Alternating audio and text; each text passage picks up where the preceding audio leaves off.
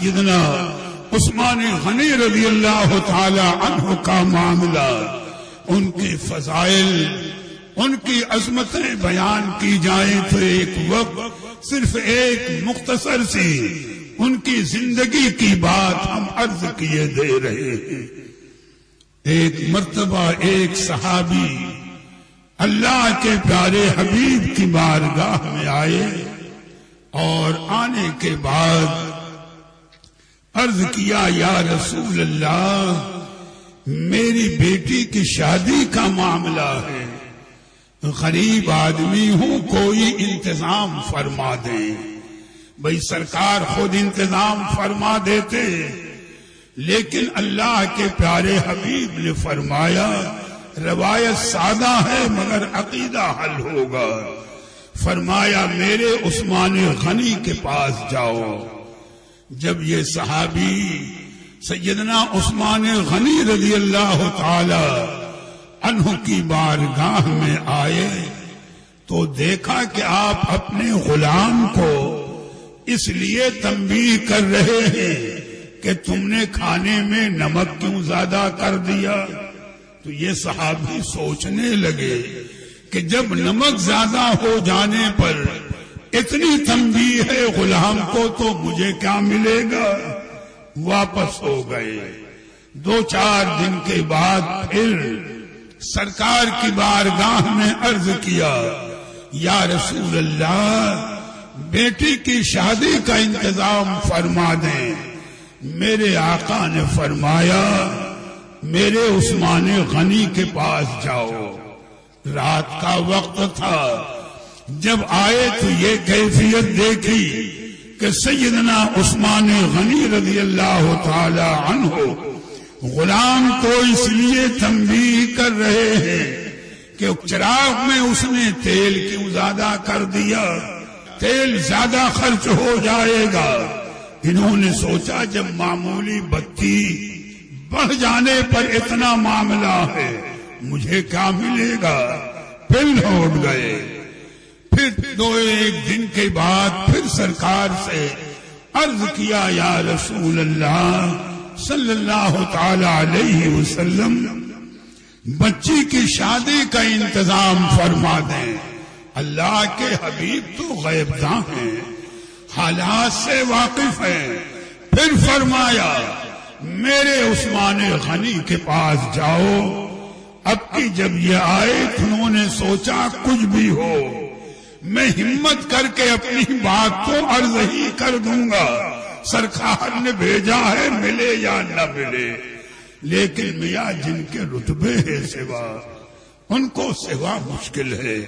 اللہ کے حبیب کی نگاہ نبوت دیکھتی ہے کہ ان کا کون صحابی کس مقام پر ہے اور کس درجے پر ہے۔ اب جب یہ صحابی تیسری مرتبہ سیدنا عثمان غنی کی بارگاہ میں حاضر ہوئے تو بغیر ان کے کچھ کہے خود سیدنا عثمان غنی رضی اللہ تعالی عنہ نے ان سے فرمایا، اے اللہ کے حبیب کے صحابی، تم 2 دفعہ آئے لوٹ گئے، آج تیسری مرتبہ آئے ہو، کیا کوئی حاجت ہے؟ تو یہ صحابی کہتے ہیں کب جھوٹ بولنا تو ممکن نہیں، اور سچائی سے انہوں نے کہا کہ حضرت عثمان غنی اللہ کے حبیب کا میں بھیجا ہوا 3 مرتبہ آیا ہوں حاجت لے کر۔ جب پہلی مرتبہ آیا تو میں نے دیکھا کہ آپ نمک زیادہ ہونے پر کھانے میں غلام کو ڈانٹ رہے ہیں، تو میں نے دل میں خیال کیا کہ جب ذرا سے نمک زیادہ ہو جائے، اس پر غلام کو ڈانٹ پھٹکار ہے تو مجھے کیا ملے گا؟ میں لوٹ گیا۔ جب دوسری مرتبہ آیا تو آپ غلام کو ڈانٹ رہے تھے کہ چراغ میں بتی کیوں زیادہ بڑھا دی، تیل زیادہ خرچ ہوگا۔ تو پھر سوچا کہ ذرا سے بتی بڑھ جانے پر جب غلام کو تنبیہ ہے تو مجھے کیا ملے گا؟ لیکن آج ہمت کر کے میں آیا کہ جو ہو مجھے بات پیش کرنی ہے. سیدنا عثمان غنی کا انداز اب دیکھو. سیدنا عثمان غنی رضی اللہ تعالی عنہ کا کردار دیکھو. ان صحابی کا ہاتھ پکڑا جہاں آپ کے خزانے رکھے ہوئے تھے، لے جا کر وہیں کھڑا کر دیا. کہا جتنا چاہو لے جاؤ، تمہارا کوئی ہاتھ پکڑنے والا نہیں. تو یہ صحابی حیرت کے عالم میں ہے.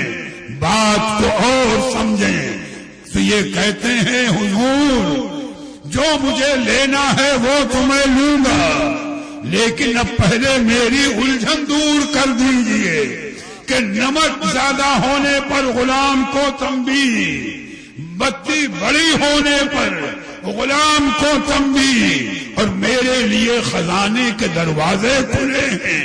تو سیدنا عثمان غنی فرماتے ہیں اے میرے نبی کے صحابی، یہ جو کچھ تم خزانہ دیکھ رہے ہو بظاہر میرے گھر میں ہے، لیکن حقیقتاً اس کے مالک اللہ کے پیارے حبیب ہیں.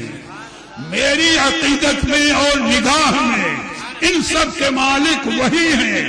رہا نمک کو پر ڈانٹنا غلام کو زیادہ ہونے پر، بتی بڑی ہونے پر ڈانٹنا غلام کو، صرف اس لیے تھا کہ ان خزانوں میں سے مجھے اتنا ہی خرچ کرنے کا حق ہے جتنی میری ضرورت ہے. تو نمک زیادہ ہو گیا یا بتی بڑھ گئی تو کہیں تیل زیادہ ہو گیا تو امانت میں خیانت کا داغ نہ آ جائے، اس لیے میں غلام کو ڈانٹ رہا تھا. رہا خزانوں کے دروازے، جب مالک نے ہی بھیجا ہے تو غلام کو روکنے کا کوئی حق نہیں.